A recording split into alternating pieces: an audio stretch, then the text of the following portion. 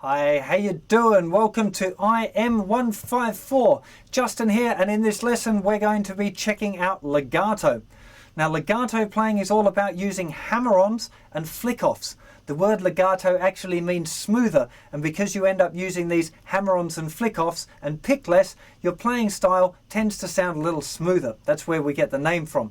Now, so far we haven't actually looked properly at doing a hammer-on or a flick-off, or a pull-off, some people call them. So let's get to a close-up now and check out what this technique is and how it's used. The first technique we're going to check out is this one called a hammer-on. And the name kind of gives this one away. I want you to just try this straight away because it's not a difficult technique, and I think doing it is the best way to learn about it. So I want you to put your first finger in the 5th fret of the thinnest string. You're going to then play that note, and then without picking again, you're going to hammer on your 3rd finger into the 7th fret. That's 2 frets higher on the thinnest string as well. And you won't have to play it again, but you're going to hammer the finger very hard on that note. So play the first one at the 5th fret, and then hammer. And you'll hear that you can get the note quite clearly. I'm only picking once. So look, if I pick from up here, there's no extra picking involved. This is called a hammer-on.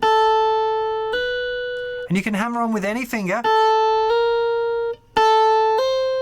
Doesn't really matter. So the first thing, if you're new to this legato idea, we'll just be practicing going pick, hammer, then pick it again, hammer with your 3rd finger, then your 4th finger, and then back to your 3rd, back to your 2nd. And just practice doing that a bit.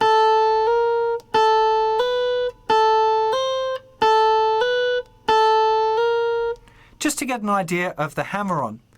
Now, the second part to legato, I call it a flick-off because I think that name better describes it than the traditionally taught pull-off, because I don't believe that you're pulling the note anywhere, but you are flicking off your finger.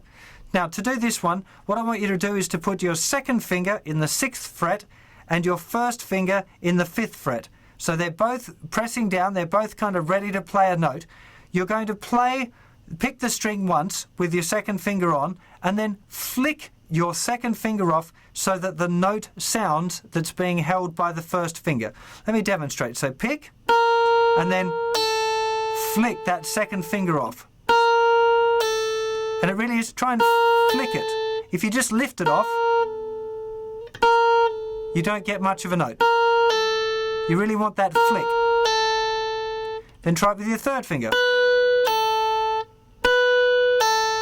And your 4th finger. Pick, flick, pick, flick.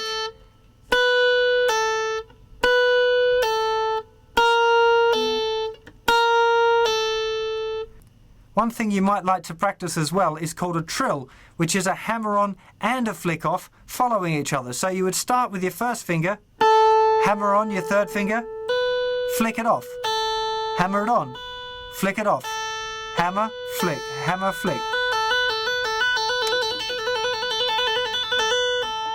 Now, there's absolutely no picking involved with that. I'm only picking the 1st note. And it's just the hammer on and then flick. Hammer, flick. Make sure you remember the names. That it's a hammer on, flick it off.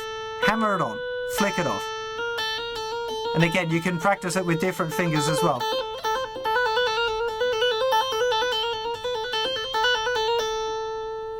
It also works, of course, on every other string. So you can hammer on every string. I don't really think that you ought to worry about trying to practice it on every string right now, but just be aware that it works on every string. Let's get straight into now using these hammer-ons and flick-offs to play the A minor pentatonic scale. So we're going to start by, we've got our 1st finger in the 5th fret, we're going to play that note, and then hammer on the little finger at the 8th fret. Then we're going to pick the next note, which is the 1st finger at the 5th fret, and hammer the 3rd finger down at the 7th. And so forth. Pick, hammer, pick, hammer, pick, hammer, pick, hammer. Then I want you to pick that note again and flick.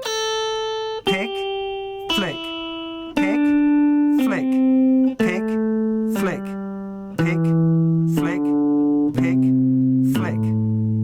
And again, pick, hammer, pick, hammer, pick, hammer, pick, hammer, pick, hammer, pick, hammer. Now I'm just going to mention one technical thing that a few people have problems with. On the flick-offs, first string is not too difficult, but on the second string, if you've got your first finger too pointy, when you flick your little finger off, you might end up flicking the open string as well, particularly here. Doesn't sound very nice. So first finger needs to be flat. So if you remember back to string muting, that underneath of the first finger, we're playing one note, but muting all of the strings underneath it each time. And that for flick-offs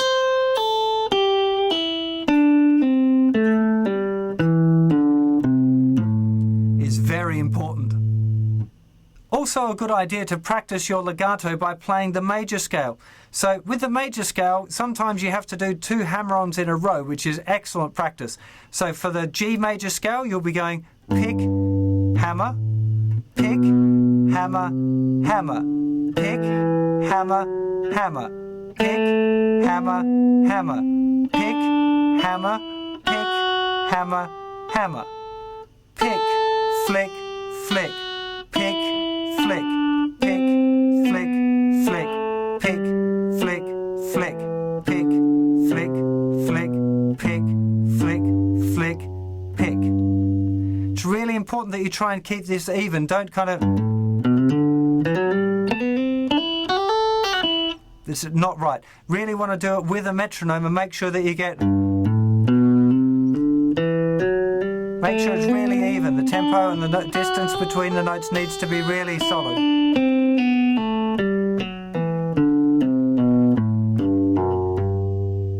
Make sure you do it with a metronome and the timing of the notes is very even.